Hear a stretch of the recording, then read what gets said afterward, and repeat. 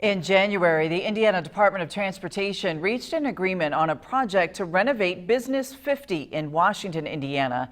The city now has a financial plan for that project. News 10 Bureau Chief Gary Bryant tells us how one business owner feels about the upcoming work.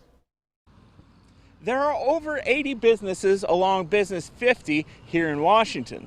As the project to fix this major roadway kicks into gear, it's taxes saved from these businesses that will help pay for the city's portion of the project. Mason's Drive-In has sat at the corner of Business 50 and US 257 since 1951. The business has always served up root beer in a frosty mug, but owner Bob Arnold says one thing that has changed is the state of Business 50. During the wintertime, it's horrible. Summertime is a little better, but it's still a rough ride. Like I said, it needs to be done.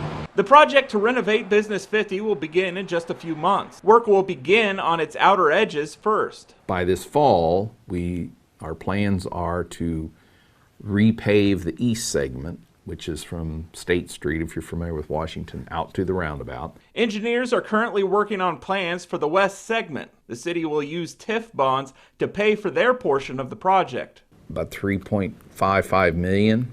We received an A+ rating on that, which we are just really elated about through Standard & Poor's. The A+ rating means a low interest rate, which means less financial burden on the city. After they looked at the city's finances and our cash balances and the budgeting process that we go through and our financial controls, they felt real good about the city of Washington. The city is planning progress meetings as the project kicks into gear.